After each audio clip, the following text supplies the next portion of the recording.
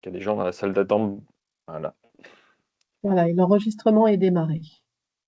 Parfait. Bonjour à toutes, bonjour à tous. Bienvenue, excusez-nous pour ce petit retard. On attendait que tout le monde, tous les inscrits soient bien présents à ce webinaire.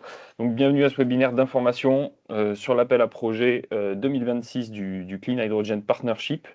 Euh, donc, pour rappel, hein, ce webinaire, il est enregistré. On va vous demander de bien vouloir couper vos micros et de poser vos questions dans le chat. Vous retrouverez bien sûr les présentations et l'enregistrement de ce webinaire ensuite à la fin du webinaire et sur le site de France Hydrogène. Que les présentations aujourd'hui, donc nous avons l'honneur de démarrer avec Valérie Bouillon-Delporte, qui est la directrice exécutive du Clean Hydrogen Partnership et qui donc présentera voilà, les généralités sur les actions du Clean Hydrogen Partnership au niveau français et européen. Puis nous aurons deux intervenants, donc Charlotte Conny, qui est chargée de mission financement public et européen chez BPI France, et qui est le point de contact national pour les projets Horizon Europe. Et ensuite Lionel Boileau, qui est lui coordinateur des appels à projets du CHP et qui rentrera un peu plus en détail dans chacun des projets et sur les modalités de candidature à ces projets. Euh, donc sans plus tarder, on va commencer, comme je disais, par un mot d'introduction. Au milieu de la présentation de Lionel Boileau, on aura le temps d'une petite pause pour prendre des questions que vous aurez mis dans le chat et pour y répondre. Donc sans plus tarder, je propose de passer directement à la présentation de Valérie. Je vais peut-être laisser Lionel afficher la présentation de Valérie.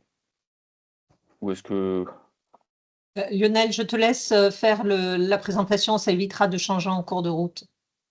Tout à fait, tout à fait. Ok, parfait. La sors.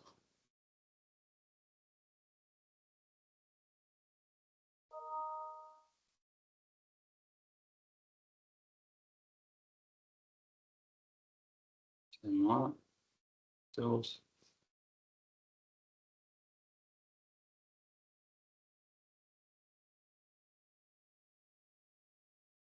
Voilà, et je vais la mettre en format plein écran. Parfait, je vous laisse la parole. Merci Rémi. Bonjour à tous. Bonjour aux équipes de France Hydrogène, à Charlotte côté BPI. Je suis vraiment ravie d'avoir l'occasion de pouvoir faire quelques mots d'introduction. Je ne pourrai malheureusement pas rester avec vous toute la durée de, de cette présentation, mais vous êtes en de bonnes mains avec Lionel. Nos slides sont en anglais, les commentaires seront en français et les échanges seront en français. Donc, il ne devrait pas y avoir de soucis sur cette partie-là. Alors, on va prendre quelques minutes parce que je ne suis pas sûre que la totalité des participants soient familiers avec le Clean Hydrogen Joint Undertaking. Qui sommes-nous? En fait, nous sommes un partenariat public-privé. C'est quelque chose d'assez unique au sein de la Commission européenne. Vous avez beaucoup de partenariats, mais vous avez une dizaine de partenariats publics-privés entre la Commission d'un côté, donc c'est ce que vous voyez au centre avec plusieurs DG de la Commission européenne qui sont au sein de notre governing board, mais 50%. L'autre partie, c'est privé, avec deux associations qui rassemblent l'ensemble de l'industrie, donc Hydrogène Europe, et de l'autre côté, Hydrogène Europe Recherche, qui, elle, est la voie de la recherche avec un peu plus de 160 membres, universités, laboratoires. Nous fonctionnons avec un budget sur 7 ans de financement de projets, 1,2 milliard d'euros répartis sur 7 ans, 1 milliard directement de la Commission européenne au sein d'Horizon Europe et 200 millions d'euros qui nous ont été alloués en plus dans le cadre du programme Repower EU et fléchés uniquement sur les vallées hydrogène.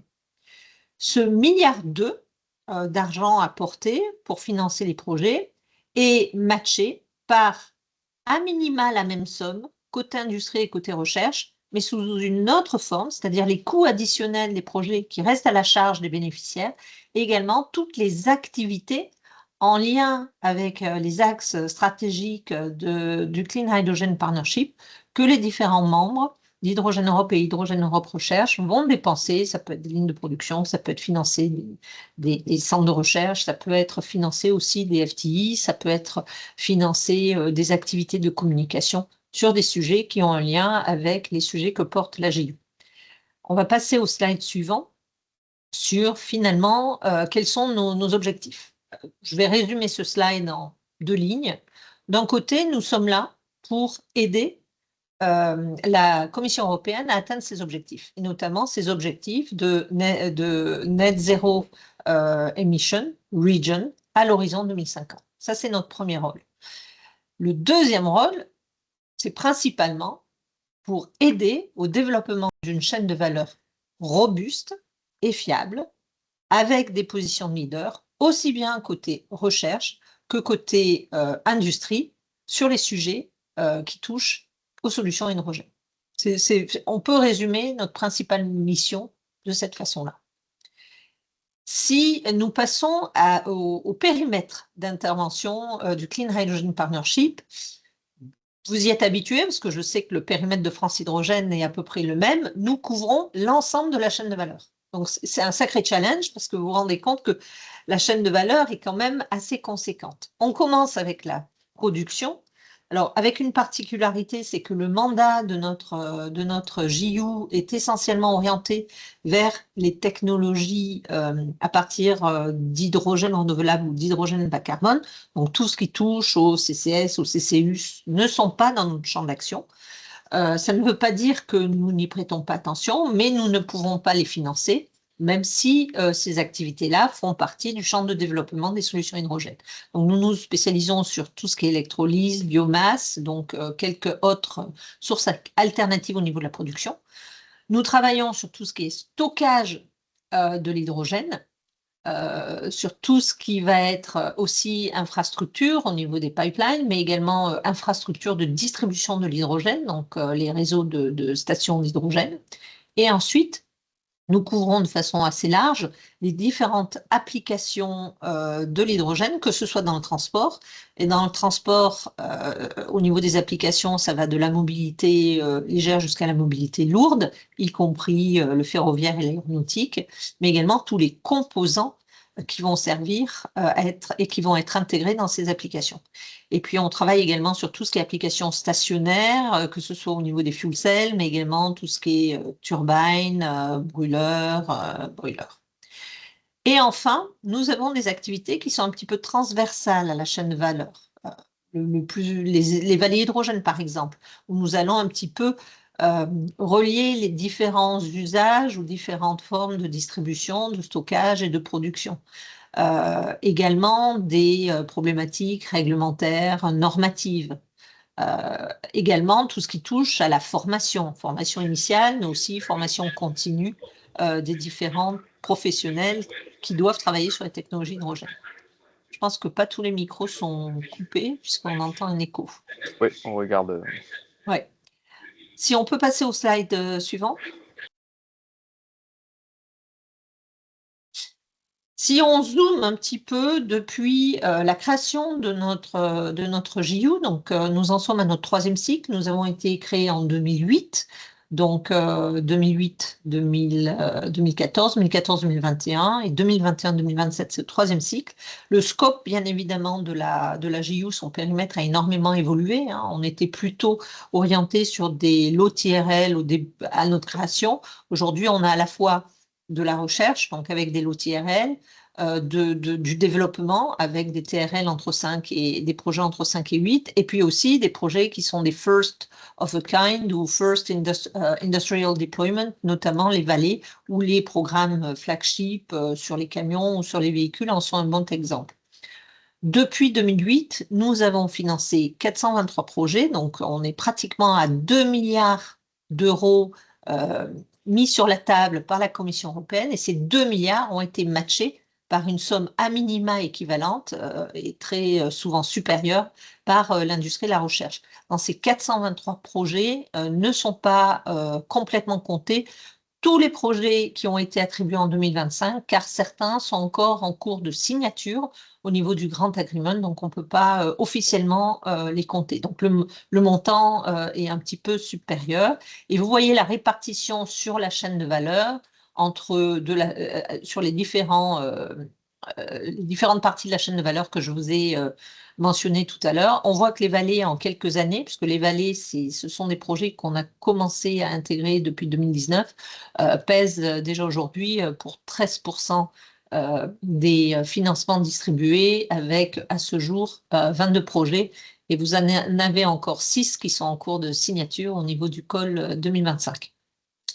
Dernier, je pense il y a encore un slide, voilà, dernier slide. La France dans tout ça, vous pouvez dire cocorico, hein, quelque part, parce que les résultats côté français sont très bons. Donc là, vous allez voir les financements que les bénéficiaires français ont reçus sur les différentes parties de la chaîne de valeur. D'accord. Vous avez également leur répartition entre les activités de démonstration et recherche. On voit que la démonstration maintenant est un petit peu majoritaire avec 57%. Sur la gauche, les 4 bulles à gauche vous donnent le montant des financements qui ont été alloués aux bénéficiaires français, pratiquement 290 millions depuis 2008, avec 256 bénéficiaires et une part non négligeable de SME. Beaucoup de régions ont été financées, notamment avec des programmes comme le PDA pour les régions. Sur les vallées aussi, le dernier call que nous avons lancé pour accompagner la formalisation de vallées, nous avons 2 régions en 2025 qui ont été sélectionnées pour un accompagnement financé par la JU et accompagnement qui est réalisé par Roland Berger, donc la région Nouvelle-Aquitaine et la région Provence-Alpes-Côte d'Azur Sud. Vous avez également quels sont les projets les plus importants au niveau français en montant et quels sont les top bénéficiaires. Moi, ce que j'ai envie de vous dire également, c'est que quand on regarde l'ensemble des montants depuis le début, hein, les fameux 1,9 milliard distribués par la JU, vous avez 2021 bénéficiaires, donc vous avez un petit peu plus de 12-13% de bénéficiaires qui sont des bénéficiaires français sur la totalité des bénéficiaires de la JU. Et surtout, la France est numéro 2 avec 289 millions d'euros distribués. Vous êtes juste derrière l'Allemagne en termes de subventions reçues par la JU. Vous êtes numéro 1 en termes de coordinateurs. La France, depuis le début, a mis 64 coordinateurs. L'Allemagne est juste derrière avec 63. Et si je regarde au niveau des top 20 bénéficiaires, le numéro 1, il est français. Le numéro 11, le numéro 13 et le numéro 14 sont français. Et on retrouve à la fois des grosses entreprises liquides. On retrouve également des sociétés qui, il y a quelques années, étaient des startups, Life. Et surtout, on retrouve les 2 gros centres de recherche que sont le CEA et le CNRS. Avant de passer la parole à Lionel et puis à Charlotte, ce que je voulais vous dire, c'est que ce call 2026 que Lionel va vous présenter avec un peu plus de détails, il est lié à notre Strategic Research Innovation Agenda. C'est quoi ce nom barbare? C'est en gros la feuille de route technologique sur 7 ans de la JU. Je vous encourage à le lire parce qu'il est quand même, il vous donne un aperçu et une vision sur les challenges à atteindre sur les technologies hydrogène. Notre call cette année, en résumé, c'est 21 sujets sur l'ensemble de la chaîne de valeur. Il est doté de 105 millions d'euros et on a gardé, même si nous avons complètement consommé le budget REPowerEU de 200 millions, on a gardé 25 millions d'euros pour financer 2 vallées hydrogène.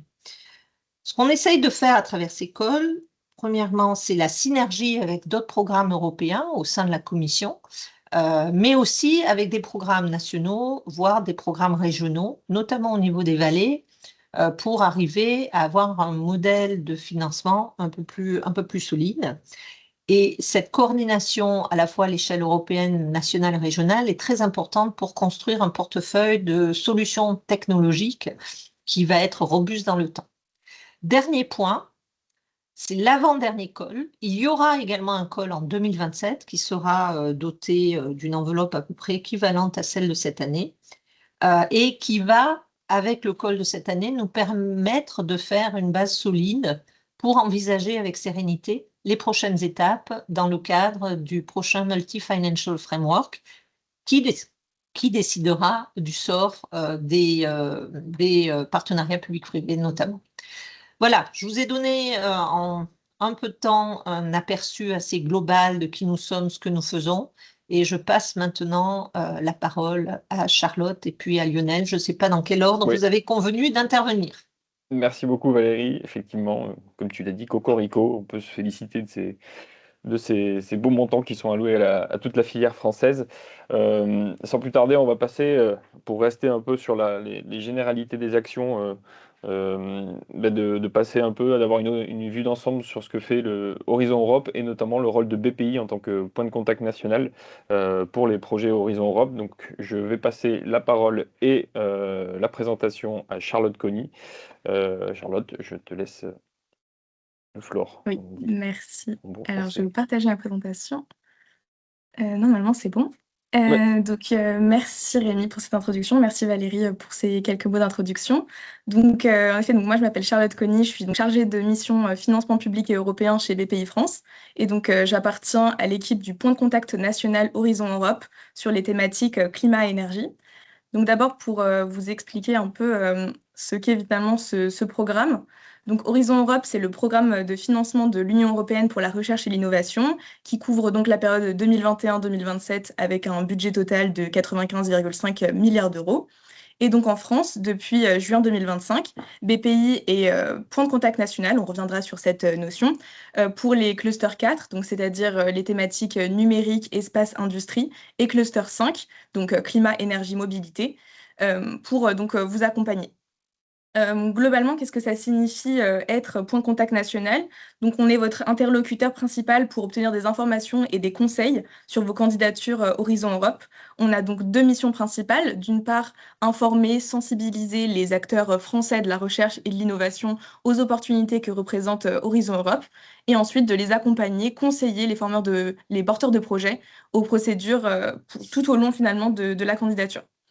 Donc, si vous avez des questions, n'hésitez surtout pas à nous contacter sur notre adresse mail générique que vous voyez en bas de l'écran. Et un de nos experts sectoriels vous répondra, en l'occurrence pour l'hydrogène, David Pomonti, que certains d'entre vous, j'en suis sûre, connaissent. Et par ailleurs, il vous salue et regrette de ne pas avoir pu être présent aujourd'hui.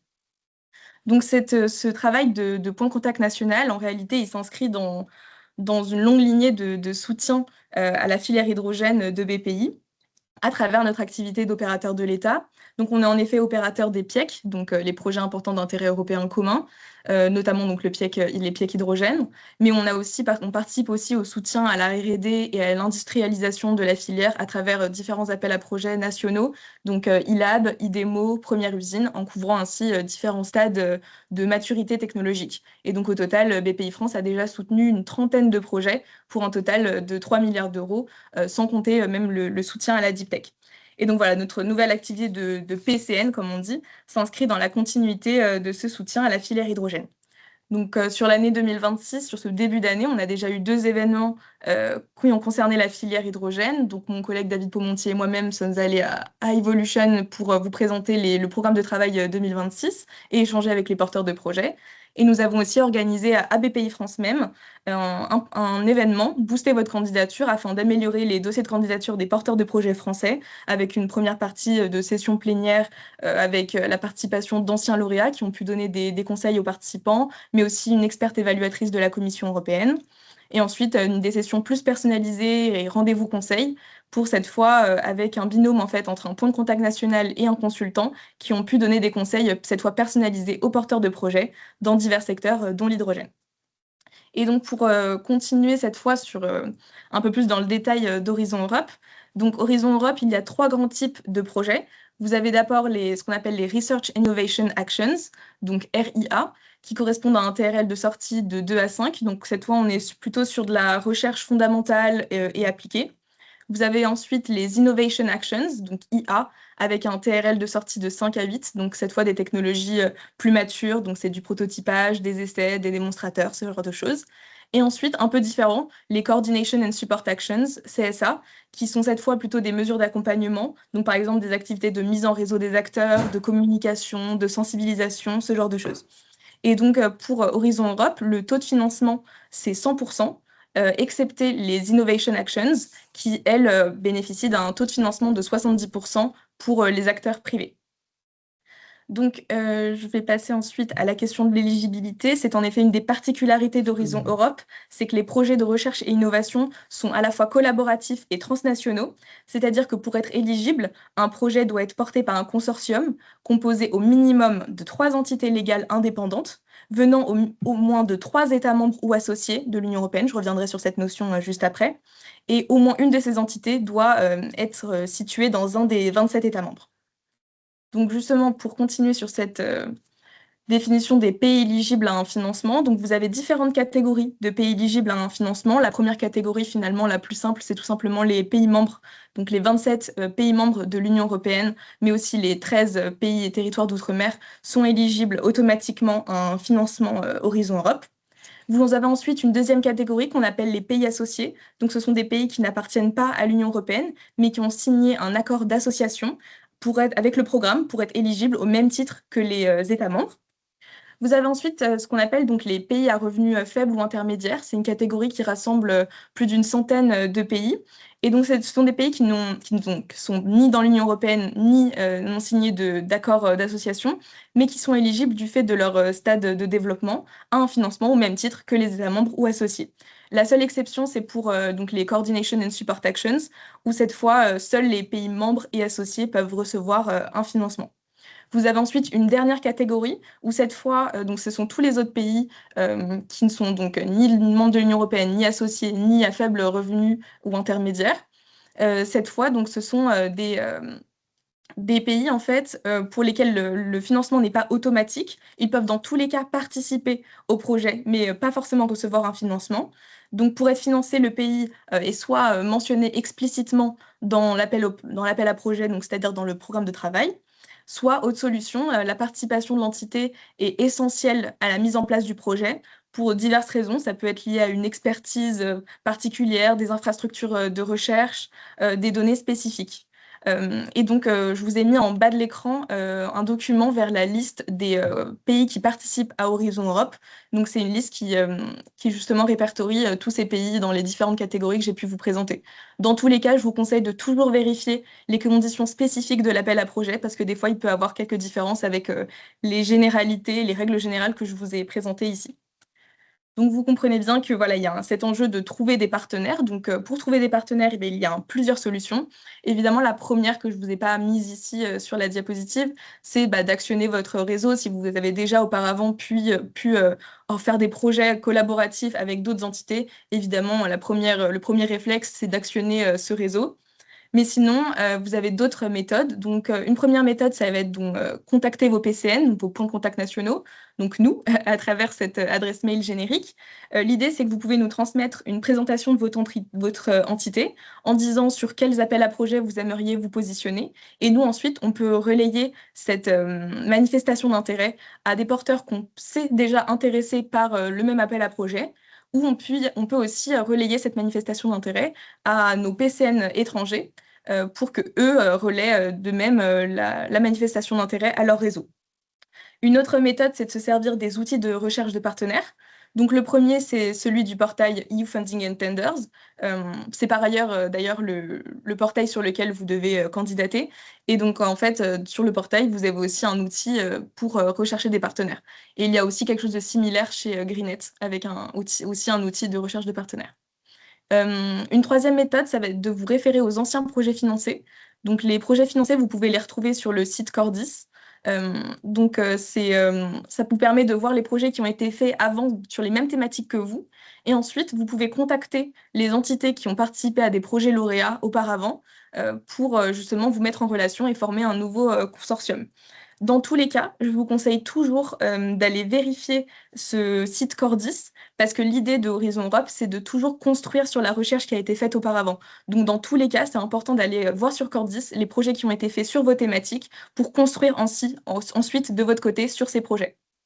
Et une dernière méthode qui est une particularité donc, pour l'hydrogène, c'est de vous appuyer sur les membres du Clean Hydrogen Partnership, donc Hydrogène Europe Recherche.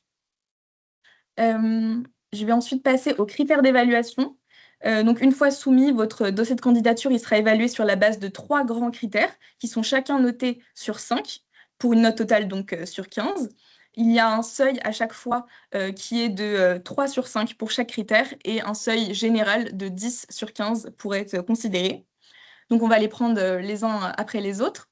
Donc, vous avez d'abord le critère excellence. Donc, ce critère, il évalue la clarté, la pertinence des objectifs du projet, dans quelle mesure il dépasse l'état de l'art, donc l'état de la recherche actuelle. Il évalue aussi la méthodologie qui est proposée par le projet.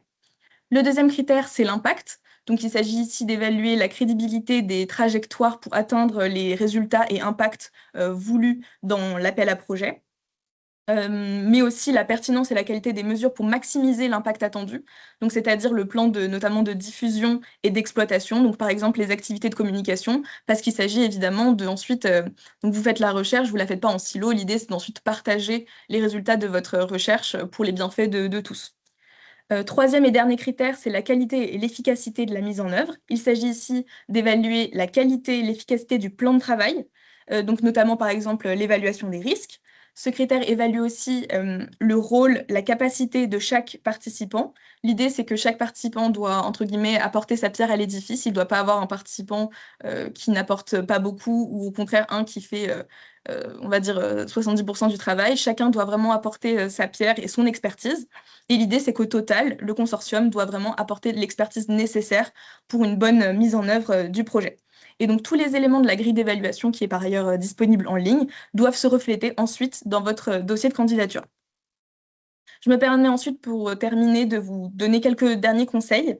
Donc, tout d'abord, pour la question des consortiums, je vous dirais de vraiment faire des consortiums qui sont des consortia, qui sont équilibrés entre académiques et industriels. Vraiment, les deux se complètent très bien et c'est quelque chose d'assez important. Ensuite, je vous dirais, et ça peut paraître très très bête dit comme ça, mais de vraiment bien lire les conditions de l'appel à projet parce que vous avez souvent des petits mots de vocabulaire qui sous-entendent des aspects obligatoires, des aspects recommandés. Donc, je vous dirais de bien faire attention aux mots qui sont employés pour bien vérifier que vous répondez bien à toutes les conditions de l'appel. Et enfin, un dernier conseil assez pratique, je dirais, n'oubliez pas en fait que tout simplement les évaluateurs sont avant tout des humains et qu'ils lisent beaucoup finalement de dossiers de candidature. Et donc c'est important de, par exemple, dans les 2 premières pages, faire un résumé du projet attractif avec un schéma de principe et ensuite un descriptif du projet qui soit aéré avec des graphiques et dans un anglais simple aussi parce que beaucoup d'évaluateurs ne sont évidemment pas natifs anglais. Donc voilà, ça c'est pour les derniers petits conseils et c'est évidemment assez généraux. Si vous voulez plus de conseils personnalisés pour vos dossiers, n'hésitez surtout pas à nous contacter dans notre adresse mail, par notre adresse mail générique. Et je laisse la main à Lionel pour la description des appels à projets. Merci en tout cas. Merci à toi, Charlotte, pour cette présentation très claire. Effectivement, le temps que Lionel passe sa présentation, on a eu quelques questions, notamment sur la liste des pays partenaires, pour savoir si effectivement quels étaient les pays qui étaient partenaires ou directement impliqués. Je te laisse peut-être y répondre directement dans le chat. Il me semble que tu peux y répondre à l'écrit et on prendra de toute façon une partie des questions réservées à la fin, après la présentation de Lionel. Merci beaucoup Charlotte et merci aussi Valérie d'avoir répondu aux questions dans le chat. Et sans plus tarder, effectivement, on laisse la parole à Lionel Boileau, le coordinateur des appels à projets, qui va rentrer plus en détail sur chacun de ces projets. Et on aura une partie à mi-présentation pour prendre quelques questions aussi, s'il y en a. D'ici là, mettez-les dans la partie Q&R. Lionel, je te laisse la parole. Merci beaucoup. Est-ce que vous m'entendez? Et est-ce que vous me voyez? Très bien. Et est-ce que vous voyez ce que je projette? Tout est parfait. Donc, Lionel Boileau, je suis gestionnaire de l'appel à projet du Clean Hydrogen GU et je suis aussi également gestionnaire de projets dans le domaine du transport, du stockage et de la distribution de l'hydrogène. Aujourd'hui, je vais vous parler des fameux 21 sujets ou topics de l'appel à projet de 2026, répartis sur 6 piliers, comme l'a expliqué Madame Bouillon-Delfort, et 105 millions d'euros. Et je vais suivre l'agenda stratégique de recherche et d'innovation du Clean Hydrogen GU, et on va aller pilier par pilier découvrir au moins le titre de ces sujets de l'appel à projet de 2026. Tout d'abord, la production de l'hydrogène. Il y a là 6 sujets, 5 RIA et une CSA, Coordination and Support Action. Ces acronymes ont été définis au préalable par Charlotte. Donc, voilà, vous êtes introduit à ce sujet. Et les financements entre 1,5 à 3 millions d'euros par sujet. Sur les 6, 4 ont trait à l'électrolyse, donc production d'hydrogène par électrolyse, et puis 2 sur d'autres routes de production de l'hydrogène. Je vais me lancer dans une traduction des sujets. Donc, le 1.1, c'est l'électrolyse, les technologies d'électrolyse basées sur de l'eau de faible qualité, 3 millions d'euros. Le sujet 1.2, c'est la production d'hydrogène par des usines d'une taille de gigawatts. Le sujet 1.3, c'est la sécurité des électrolyseurs par des composants et des outils améliorés. Le sujet 1.4, c'est un sujet d'activité de coordination et de support, puisqu'elle vise à créer des modèles de business innovants afin d'intégrer l'hydrogène électrolytique dans des processus industriels. Ça, c'était pour l'électrolyse. 2 autres sujets, 1.5, qui est la production d'hydrogène à partir de gaz renouvelables et de déchets biogéniques, 3 millions d'euros de financement. Le sujet 1.6 sur la production d'hydrogène direct de l'énergie solaire. Et en fait, comment sont les matériaux utilisés et les réacteurs utilisés pour cette production de l'hydrogène. Ça, c'était pour le pilier de la production de l'hydrogène. Voilà. On se déplace sur la chaîne de valeur. Dans la distribution et le stockage de l'hydrogène, il y a 4 sujets, 4 activités de recherche et les taux de financement, ou les financements par sujet, sont compris entre 4, 3,5 et 6 millions d'euros. Nous avons 2 sujets sur l'hydrogène gazeux, 2 sujets sur l'hydrogène liquide. Le premier sujet, 2.1, c'est celui du stockage de l'hydrogène gazeux en grande quantité, stockage en surface. Le sujet 2.2, c'est sur l'analyse des pipes d'hydrogène, donc des gazoducs d'hydrogène, et l'analyse en ligne, s'assurer qu'il n'y a pas de fissures dans ces pipelines. Sujet 2.3, c'est celui du transport de l'hydrogène liquide en vrac, et notamment des espaces de stockage, l'isolation de ces espaces de stockage dans les bateaux pour le transport de l'hydrogène liquide. Et le sujet 2.4, c'est celui de la liquéfaction de l'hydrogène à petite échelle.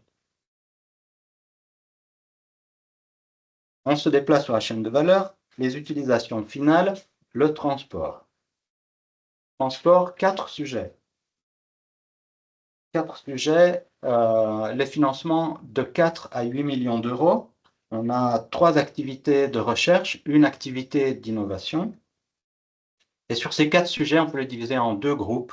Il y a ceux qui ont trait aux briques technologiques, donc la pile à combustible et le stockage de l'hydrogène. Et puis, il y a 2 sujets liés aux applications de l'hydrogène, un dans le maritime, l'autre dans l'aviation. Je vais dans le détail. Le sujet 3.1, c'est celui des piles à combustible, comment améliorer leur longévité avec des instruments d'inspection et de suivi de la dégradation des balance of plant components de ces piles à combustible. Activité de recherche, 4 millions d'euros. Le sujet 3.2, c'est l'approvisionnement de l'hydrogène liquide dans les applications de l'aviation entre le stockage et l'utilisation de l'hydrogène pour une pile. Tout ce qui se passe entre ces deux systèmes. Activité de recherche, 8 millions d'euros de financement. Sujet 3.3, c'est celui des systèmes de stockage de l'hydrogène qui soient flexibles et standardisés, un peu à l'image des piles AAA qui fonctionnent sur différents appareils. C'est le même concept lié au stockage de l'hydrogène pour différentes applications heavy duty. C'est une action d'innovation, 5 millions d'euros. Il y a un petit astérisque. Pourquoi? C'est-à-dire que si un porteur de projet demande plus que ces 5 millions d'euros, alors la proposition n'est pas éligible et elle n'est pas évaluée. C'est un critère d'éligibilité. Donc 5 euros max, rien de plus. 5 millions d'euros maximum. Le sujet 3.4, c'est celui des piles solide oxyde pour la propulsion des bateaux, et puis des piles qui soient utilisables par différents types de carburants, dont l'hydrogène. Activité de recherche, 8 millions d'euros de financement. Il y a 2 astérix. Pourquoi? Parce qu'il est prévu qu'un 2 projets puissent être financés sous ce sujet 3.4. On se déplace dans l'agenda stratégique de recherche et d'innovation. Les applications stationnaires. 3 sujets. 2 de recherche, 1 d'innovation, entre 3 et 8 millions d'euros de financement. Le sujet 4.1, c'est celui de la prochaine génération de cellules et de piles céramiques conductrices de protons. On est à un niveau de maturité technologique très bas. Ce sont des nouvelles technologies et donc une application supérieure à 1 kW comme échelle. Le sujet 4.2, lui, c'est de l'innovation, donc c'est démonstration du fonctionnement des piles à combustible à oxyde solide réversible. On est à l'échelle du mégawatt, 8 millions d'euros, action d'innovation. Le sujet 4.3, c'est la combustion de l'hydrogène dans les turbines afin de pouvoir permettre aussi la combustion d'ammoniac propre et efficace. Action de recherche, 5 millions d'euros. Le sujet 4.2 du milieu avec l'astérisque, c'est à un maximum de 8 millions d'euros de financement qui peut être demandé. On déplace dans les activités transversales 2 sujets. Une activité de coordination et de support, une activité de recherche, pas le taux de financement, mais le financement pour ces actions, c'est entre 2,5 et 3 millions d'euros. 2,5 millions d'euros pour le sujet 5.1, qui a trait à un ensemble de données publiques sur les technologies de la chaîne de valeur de l'hydrogène pour l'analyse du cycle de vie, pour la durabilité. En fait, c'est rendre public les méthodologies d'analyse du life cycle. Voilà. Le sujet 5.2, c'est des activités de recherche prénormative liées à l'odorisation de l'hydrogène. Comment améliorer la sécurité et la détection de l'hydrogène dans la chaîne de valeur. Action de recherche, 3 millions d'euros. On se déplace. Les vallées de l'hydrogène. Sujet qui a été récurrent au cours des 3-4 derniers appels à projets. Et donc, il revient pour 2026. 2 types de vallées, grande échelle et petites échelles, des actions d'innovation. Chaque fois l'astérisque, c'est-à-dire que c'est une condition d'éligibilité. Pour les grandes vallées, le financement européen sera de maximum 17 millions d'euros. Donc, les porteurs de projets ne peuvent pas demander plus, sinon la proposition est inéligible. Et pour les petites vallées, petites échelles, 8 millions d'euros de max de financement. Un autre format de slide pour développer ces 2 sujets sur les vallées de l'hydrogène. Pourquoi? Pour expliquer 2-3 bullet points. Sur les vallées large scale, grande échelle, il faut s'assurer de la production d'au moins 3000 tonnes d'hydrogène propre par an, et qui sera démontré par les Guarantees of Origin, un certificat d'origine de la production de l'hydrogène. 2 applications dans au moins 2 secteurs, énergie, industrie ou transport, et une démonstration d'au moins 2 ans. Voilà. Pour les petites vallées de l'hydrogène, le financement est moindre, les exigences sont moindres également, c'est-à-dire qu'il faut avoir une production d'au moins 400 tonnes d'hydrogène propre, et que cela soit démontré par des certificats d'origine. Et un point qui est très important, c'est celui du positionnement géographique. La petite vallée hydrogène doit être située dans EU13. Donc, ce sont les 13 pays qui ont joint l'UE en 2004. Donc, c'est principalement l'Est de l'Europe, Chypre également. Voilà.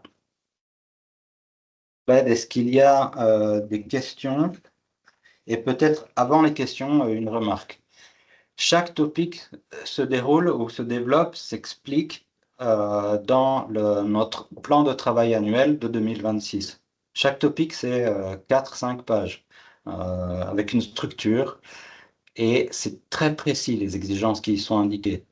Si vous avez des questions vraiment détaillées sur les topics, je ne pourrai malheureusement pas y répondre et je vous renverrai à la lecture du programme de travail de 2026.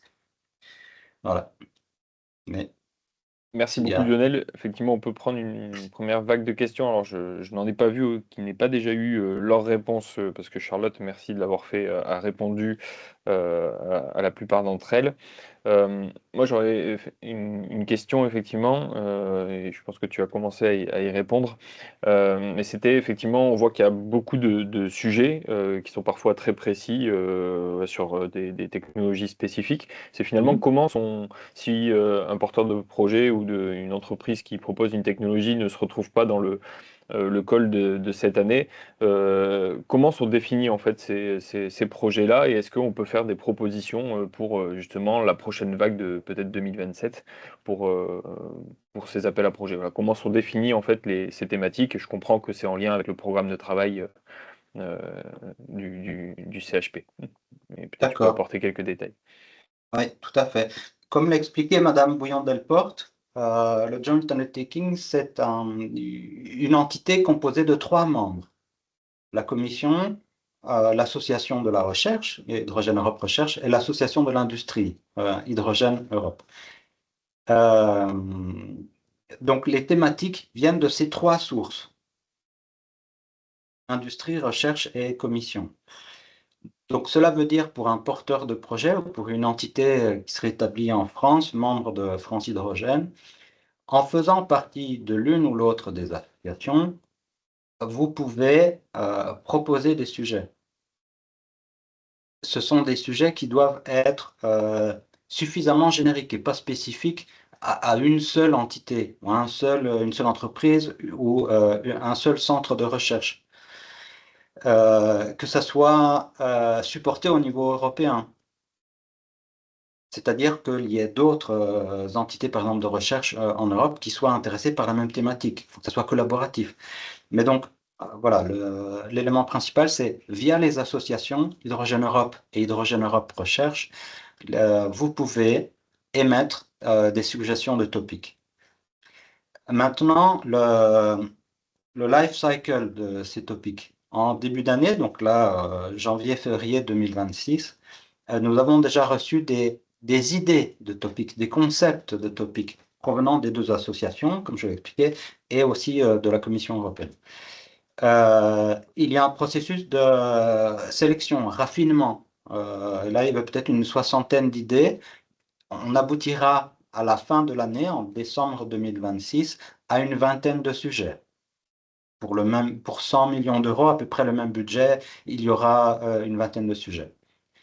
Donc, voilà. Et comment ces filtres s'établissent? À travers des discussions constructives, recherche, commission, industrie, Clean Hydrogen Joint Undertaking. C'est clair. Merci pour ces éléments de réponse. Je vois qu'on a eu effectivement des questions également dans le chat sur les deadlines, mais Charlotte est très rapide et il y a déjà beaucoup répondu. Je crois qu'il D'accord. reste une dernière partie à ta présentation. Je te propose de passer à cette partie-là et puis on reprendra une vague de questions une fois que tu auras fini. D'accord. Est-ce que vous voyez ce que je projette? Oui, c'est bon. Je suis génial. C'est bon. Merci. Donc avec Charlotte, on s'est appelé un petit peu lundi et on a défini euh,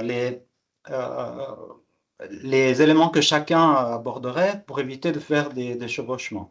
Donc, dans ce maillage, il reste quelques petits trous et c'est volontaire.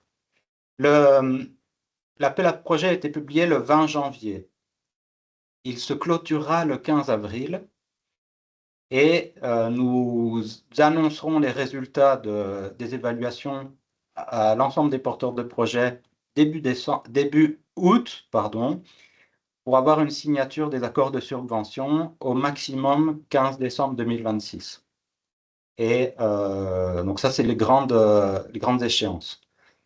La ligne du dessus, entre la publication de l'appel et sa clôture, il y a en gros 3 étapes et tout se passe au niveau des coordinateurs de projet ou porteurs de projet. Il faut trouver un topic, trouver des partenaires, soumettre sa proposition. Et je vais aborder certains de ces éléments. Le premier, c'est trouver le topic. Donc le OHP, Annual Work Plan ou Plan de travail annuel 2026 du Clean Hydrogen GU est disponible sur le site web de Clean Hydrogen GU. Tous les topics ont la même structure, c'est-à-dire qu'il y a des conditions spécifiques à respecter, niveau de maturité technologique au début du projet et attendu à la fin du projet. Si une proposition n'est pas en lien avec ces niveaux de maturité technologique, elle recevra une note très basse. Des exigences aussi sur la composition du consortium, parfois sur le budget indicatif ou alors sur le financement maximum qui peut être demandé. Tout ceci se trouve dans les conditions spécifiques des topics. Ensuite, le deuxième bloc, c'est celui des attendus, des expected outcomes. Et là seront listées des cibles technologiques, seront listées des contributions à des politiques européennes en termes d'environnement, en termes d'industrialisation, des attentes au niveau de réduction de coûts, et surtout les indicateurs de performance de l'agenda stratégique de recherche et d'innovation du Joint Undertaking. Voilà, il faut atteindre d'ici 2030 tel coût par kilowatt de puissance pour une pile PEM, par exemple. En tant que porteur de projet, il faut bien être en lien avec les attendus. Le scope, le cadre, lui listera les attentes opérationnelles, les frontières technologiques, s'il y a un focus sur la circularité, sur le EU, la compétitivité européenne, les attentes en termes de plan de sécurité. Voilà, c'est le scope. Une proposition qui n'est pas dans le scope, pas dans le cadre, elle est inéligible. Et c'est vraiment dommage d'être inéligible. C'est beaucoup d'efforts, de temps et d'argent dépensés pour rien, en vain. Le plan de travail et les topics, les sujets, sont définis comme étant un document qui se maintient seul. C'est-à-dire, tous les porteurs de projets d'Europe et d'ailleurs ont la même information.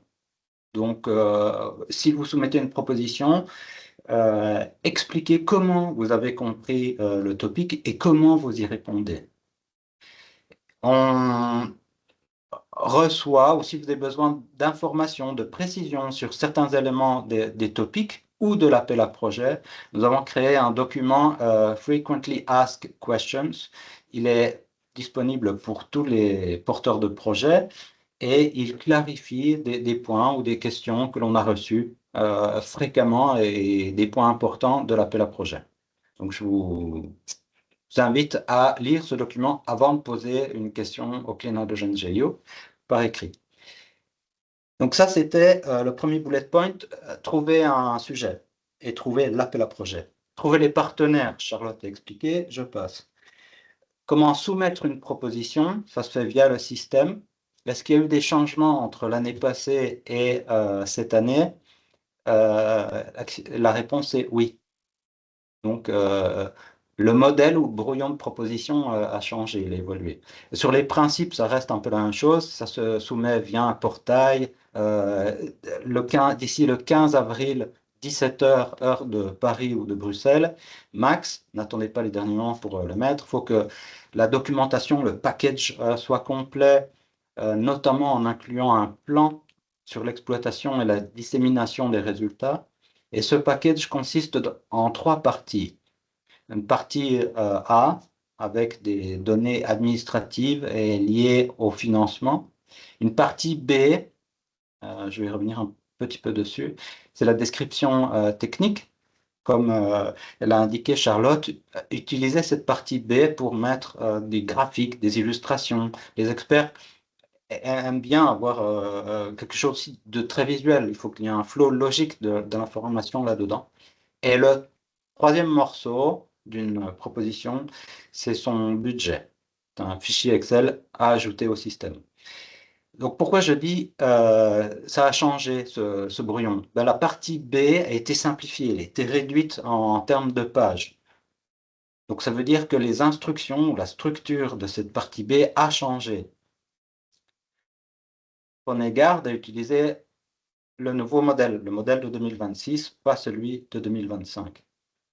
Pourquoi? Ben parce que sinon vous allez passer du temps à écrire des pages qui seront floutées parce que ce sont des limites. Toute page en excès devient blanche par le système, de 1. Et puis de 2, lorsque les experts vont évaluer votre proposition, ben, il n'y aura pas de cohérence entre leur grille d'évaluation et ce que vous avez soumis. Donc utilisez le modèle partie B de 2026. C'est disponible sur le portail en ligne, sur la page du Clean Hydrogen Joint Undertaking. Donc on a fait le premier chemin. Nous sommes maintenant le 16 avril 2026. Au Joint Undertaking, nous recevons les propositions et on va regarder l'éligibilité et l'admissibilité. Elles se regardent selon 2 jeux de règles. Les règles d'Horizon Europe, dans lesquelles le Clean Hydrogen Partnership appartient, et puis des règles spécifiques au Work Programme et au Clean Hydrogen Partnership. Un peu, c'est comme dans un contrat, conditions générales Horizon Europe, conditions spécifiques Clean Hydrogen Partnership. Et dans ces conditions spécifiques, il y en a 2 ayant trait à l'éligibilité, qui sont les topics où il y avait un petit astérix qui s'appelait Innovation Action, que je vous ai indiqué, qui ont un maximum de financement ou maximum de contribution. Dès qu'ils sont dépassés, la proposition est inéligible. Et puis le deuxième type de critère d'éligibilité, c'est celui de l'inclusion d'un membre des associations de recherche ou industrielles de l'hydrogène. Donc clairement, dans le consortium, il doit y avoir une entité membre d'Hydrogène Europe ou d'Hydrogène Europe Recherche. Pourquoi? Pour ces 4 topics qui sont listés ici. Tout le reste, pas de critères d'éligibilité additionnels. Je présente un graphe et vous avez du côté gauche, c'est le nombre de propositions qui ont été soumises au cours des différentes années. Ce sont les barres qui sont bleues. Donc on voit, c'est à peu près 50 de 2014 à 2020. Et puis, ça monte pas mal de 2022 à 2025. Sur l'autre axe, en orange, ce sont les propositions qui sont inadmissibles ou inéligibles. Et on voit qu'il y a eu un pic. C'est vraiment très dommage. De l'argent, du temps, de l'énergie et de l'effort dépensés en vain. Donc en fait, pourquoi on a eu ce pic? Et c'est les choses sur lesquelles j'aimerais attirer votre attention. Soit la proposition ne satisfaisait pas au jeu de règles d'Horizon Europe, soit ne satisfaisait pas à celle du spécifique du Clean Hydrogen Partnership. Et en clair, ça veut dire quoi? Des propositions qui n'avaient pas de plan d'exploitation et de dissémination des résultats, soit des consortiums qui n'étaient pas éligibles, qui ne satisfaisaient pas au minimum, tel qu'expliqué par Charlotte précédemment, soit des propositions qui n'étaient pas dans le scope. Ou alors, elles excédaient la contribution maximale. Quand c'était 5 millions, une proposition qui demande 5 millions et même 32 € en plus, donc 5 032 € sera considéré comme inéligible, ou alors une proposition qui n'incluait pas parmi ses partenaires un membre d'Hydrogène Europe ou d'Hydrogène Europe Recherche. C'est dommage. On se déplace après sur la timeline, le schéma précédent, et on arrive maintenant à l'étape de l'évaluation. Comment ça se passe? Du 10 mai jusqu'à fin juin 2026, des experts seront impliqués dans ces évaluations. 4 grandes phases. L'évaluation individuelle. Chaque proposition sera lue au minimum par 3 experts différents, chacun venant avec son expertise. Chaque expert va mettre une note et des commentaires. Ça va se passer du 10 mai, on va dire, jusqu'au 15 juin. Du 15 juin au 26 juin, je vois de mémoire, les réunions de consensus. C'est-à-dire que tous les experts ayant lu la même proposition sont réunis virtuellement, MS Teams, et échangent leur point de vue sur la proposition. Il va en résulter un set de scores et de commentaires unifiés sur cette proposition. Sur les 3 derniers jours des évaluations, donc je crois du 26 au 29 juin, aura lieu le panel review, où des rapporteurs, en fait c'est un des 3 experts, s'appelle le rapporteur, celui qui prend les notes pour l'ensemble. Donc tous les rapporteurs vont se réunir, ça s'appelle le panel review, et vont regarder la consistance des notes et des scores entre les différents topics. Et ils vont décider du rang des propositions qui ont le même score. Les propositions, comme Charlotte l'a expliqué, il y a l'excellence, l'impact et la mise en œuvre. Chaque fois, évalué sur 5 points. Si 2 propositions ont 5, 5, 5, comment on les différencie? Ça va être un sujet abordé par le panel review. Et il y a des règles d'Horizon Europe. Et sur ce cas de 2 propositions, ils ont 5, 5, 5. Eh bien, ça sera le gender balance, donc l'équilibre homme-femme des chercheurs impliqués dans la proposition. À la suite de quoi, fin juin, le Clean Hydrogen Joint Undertaking reçoit la liste, regarde son budget disponible et finance les propositions tant qu'il y a du budget selon le ranking. Donc ça nous amène, on est fin juin, début juillet, et ces résultats sont envoyés au Governing Board du Clean Hydrogen Partnership, et c'est-à-dire que début août, les porteurs de projets seront informés des résultats de l'évaluation. Voilà. Mon dernier slide est le suivant. Si vous ne soumettez pas de proposition, mais vous êtes intéressé par les activités du Joint Undertaking, peut-être pour l'année prochaine, soumettre une proposition. La meilleure façon de voir qu'est-ce qu'une proposition gagnante ou excellente, c'est de participer en tant qu'évaluateur. Nous avons lancé une campagne de recrutement d'évaluateurs. Il y a 2 actions à faire. Un, se créer ou mettre à jour son profil d'expert sur la base de données de l'Union européenne. Et puis la deuxième action, c'est remplir une enquête qui va vous demander quoi? En fait, votre disponibilité et de confirmer que vous n'êtes pas en situation de conflit d'intérêts.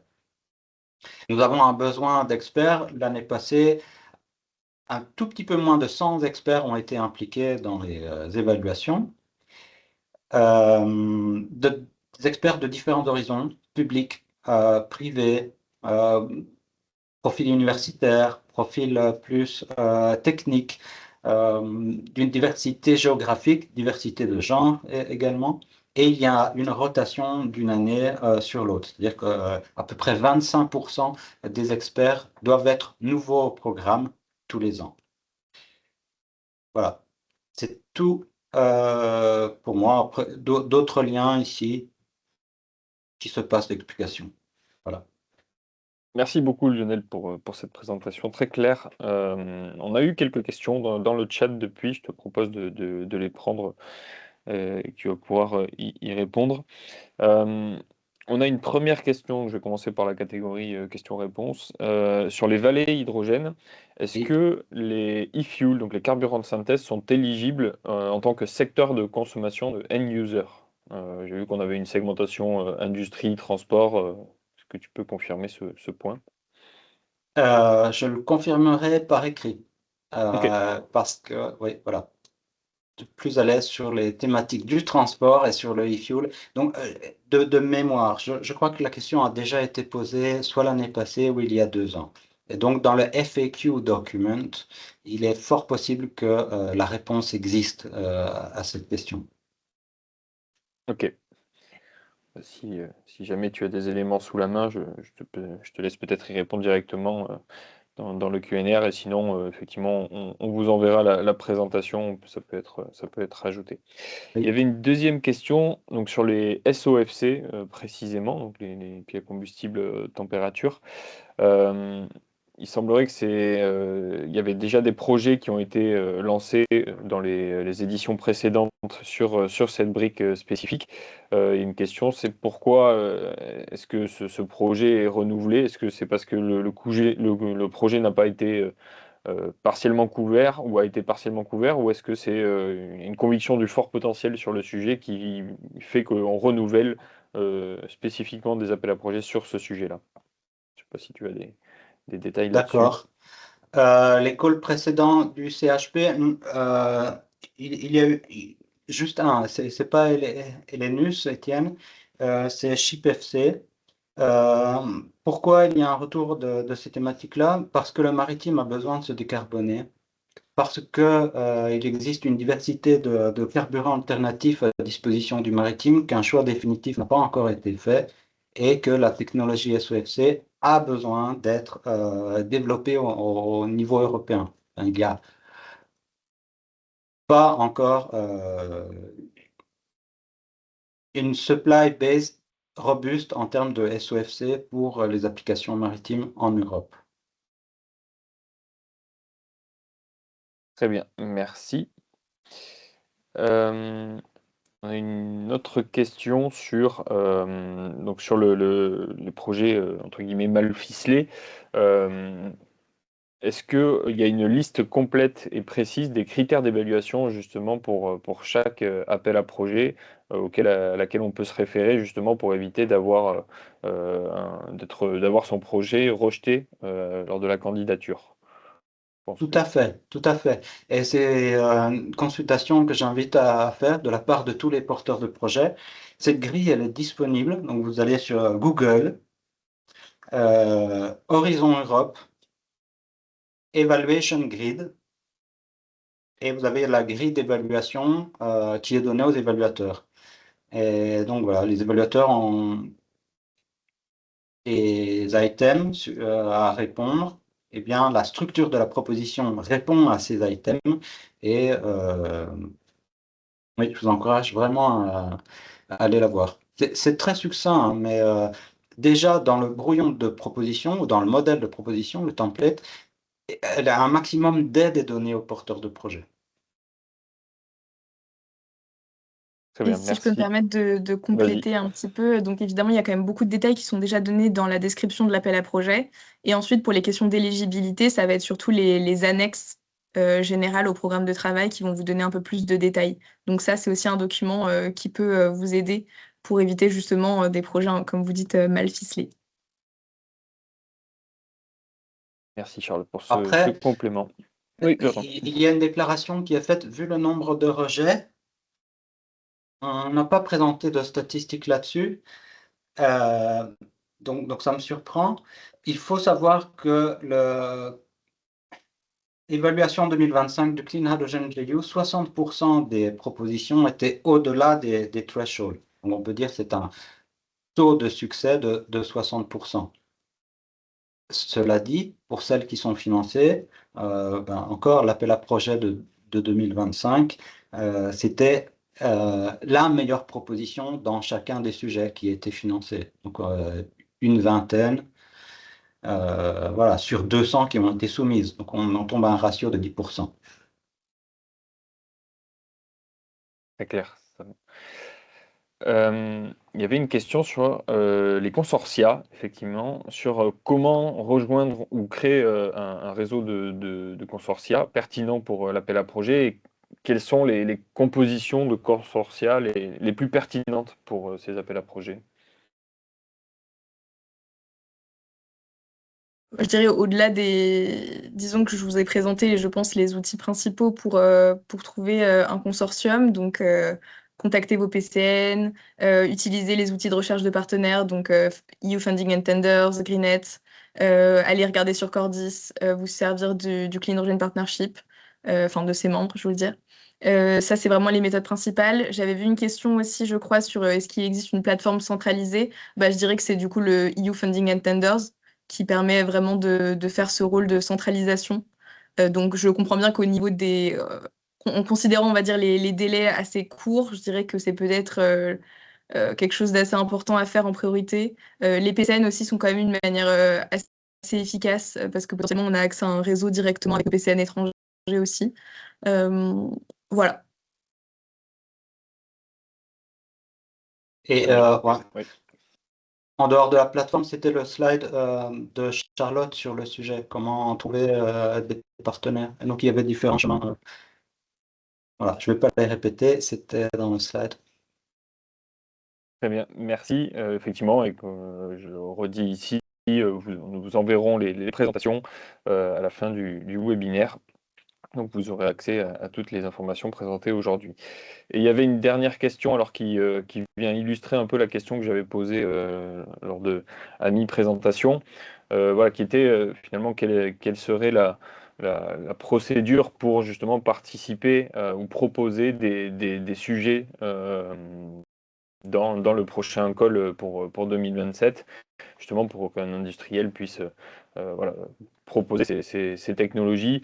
Je me permets de rappeler que, effectivement, en tant que membre de France Hydrogène, vous pouvez aussi nous transmettre ces propositions-là, et que nous, on fera aussi la passation aux organismes institutionnels qu'a rappelé Lionel, donc Hydrogène Europe et Hydrogène Partnership, Hydrogène Research, pardon, et la Commission européenne, qui finalement voilà, inscrivent les sujets dans le programme de travail annuel. Donc France Hydrogène peut se faire ce relais-là.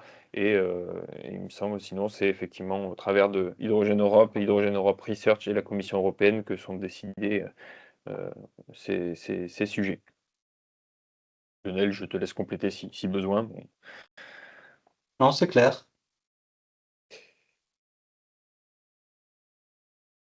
Et il y a une dernière question, c'est est-ce qu'il y a un lien pour trouver toutes les associations hydrogène européennes ou Hydrogène Recherche Europe? Je ne suis pas sûr de bien comprendre la question. Oui. Ouais. Le moteur de recherche sur Internet, Hydrogène Europe, et voilà, le premier résultat qui sort, c'est celui d'Hydrogène Europe et d'Hydrogène Europe Recherche. Et bien en anglais, secrétariat, et voilà, c'est très simple. Parfait. Je vais essayer de le copier. Merci beaucoup. Eh bien, je pense qu'on a balayé toutes les questions et ça fait déjà pas mal d'informations, je pense, pour les participants, pour qu'ils puissent voilà, participer à cet appel à projet. Je remercie grandement Lionel, Charlotte et Valérie pour toutes ces présentations. Je pense que c'était un webinaire très, très, très utile. On a une forte participation. Je remercie également tous les participants voilà, de vous être connectés. Et je me permets de faire une dernière petite pub sur le prochain webinaire que tiendra France Hydrogène. Notamment sur ce que vous avez peut-être vu passer, qui est notre rapport sur la filière hydrogène en France en 2025, qui est paru lors de Evolution fin janvier. Voilà, donc on va faire un webinaire le 10 mars 2026 à 14h sur l'envers du rapport, parcourir un peu les enseignements et comment a été aussi élaboré ce rapport. Je finis par la pub pour France Hydrogène. Merci beaucoup à tous. Il ne me reste plus qu'à vous souhaiter une bonne journée et un bon appétit bien mérité. Merci Et Rémi. Merci, au revoir. Merci à tous et n'hésitez surtout pas à nous poser des questions si vous avez des questions. Et voilà, dans l'esprit aussi cocorico. Vraiment, il faut postuler. C'est des super opportunités de financement pour vos projets, donc n'hésitez pas. Au revoir. Bonne Au journée. revoir, une bonne journée à tous.